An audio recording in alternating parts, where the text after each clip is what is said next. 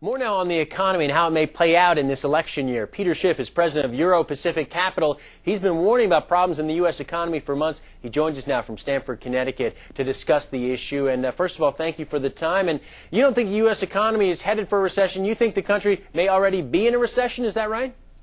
We are. It's only the government statistics that don't reveal it, because the government statistics actually inflate the GDP in two ways. One, they use hedonic adjustments to overcount a lot of things, particularly technology. And of course, we are understating inflation. The GDP deflator does not really reflect how much inflation is actually out there. So what happens is a lot of inflation gets reported as legitimate growth. That's not the case. We're in a recession. That's why I think you have this dissatisfaction among all the voters. That's why everybody wants change, because the current situation, recession and high inflation, is lousy. Well, you've got a president in the White House who still says that although there are concerns in the economy, the housing sector, that things, by and large, the fundamentals are still pretty good. You challenge that notion, don't you? Well, the fundamentals are terrible. In fact, they've probably never been worse for this nation in our history. I mean, we've just come off the biggest credit bubble in history. Americans have borrowed trillions of dollars from the rest of the world. We can't pay it back. Our asset prices now are tumbling. Assets have been sustaining all this debt. The rest of the world is now coming to grips with the reality that Americans can't pay them back. And our currency is going to plunge in this whole phony economy where we don't manufacture, but we simply import foreign goods and pay for it with IOUs is coming to an end. I've heard a lot of economists say that they do have some concerns about the economy, certainly the credit crisis, the housing crunch, but you paint as bleak a picture as I've heard in a long time. What makes you so convinced things are so dour? Well, I mean, first of all, if I go back at all the predictions I've made over the years, since they pretty much have all come true, it really reinforces. I mean, if people pick up, I wrote a book called Crash Proof, How to Profit from the Coming Economic Collapse, and that book came out in February of last year, and of course I wrote it the year before. But a lot of the chapters now read like history books, history lessons. So I've been very accurate on my forecasts for the markets, for the economy, for the dollar, for commodities, for gold, for oil. So that kind of reinforces me because I've been so right consistently for so long. But everything just seems to make sense to me. We had an economy.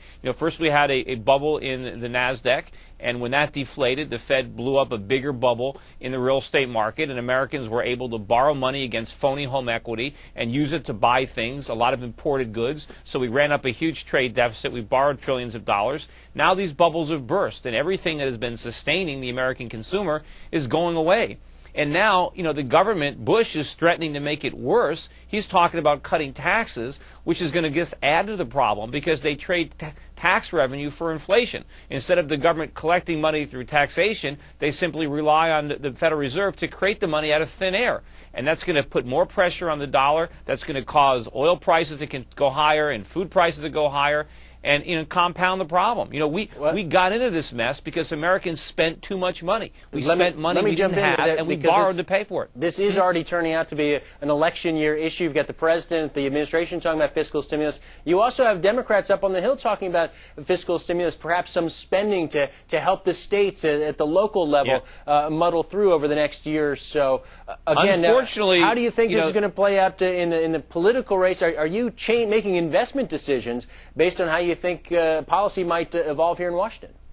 Well, sure. Unfortunately, the big casualty of politicians on both sides trying to give away money and play Santa Claus is going to be the value of our money. The dollar is going to continue to sink, and U.S. assets are going to continue to lose value. And people need to get their money out of the country, out of the dollar, buy gold, buy commodities, buy foreign assets. And unfortunately, I think that this is going to work in the favor of the Democrats. I think they're most likely going to sweep the election because I think by the time the election comes around, we will be deep in recession. Everybody will know that. And, the Democrats are the ones that are saying there are problems in the economy. Of course, they don't understand what those problems are, and they're clueless as to how to make it better. Their policies will make it worse. But unfortunately, the Republicans simply deny that there's any problem at all, and they pretend that everything is great. And that's not going to go over well with unemployed voters who can't afford to buy food or energy, and the mortgages are worth more than their houses. You have suggested, have you not, that a recession might actually be a good thing. It might lead to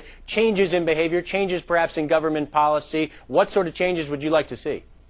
Well, of course, remember the bad thing was the artificial boom that the Federal Reserve created. The recession is the free market's way of purging the economies of those excesses. Our economy is malinvested. We can't have an economy where nobody saves any money and we keep buying imported products and run up these deficits. We need to correct that imbalance. We need to move back towards a manufacturing economy. We need to move back towards a savings economy. And that can't be done without a recession. You know, it's like if you're a heroin addict and you want to get healthy, you can't do that without going through withdrawal. The withdrawal symptoms are not fun, but the government's solution is shoot up with more heroin so that we can delay the withdrawal.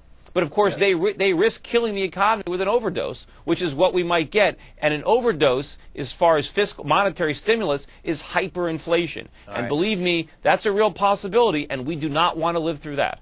All right, Peter Schiff with Euro Pacific Capital. We appreciate your views, your thoughts on the economy. Thanks very much.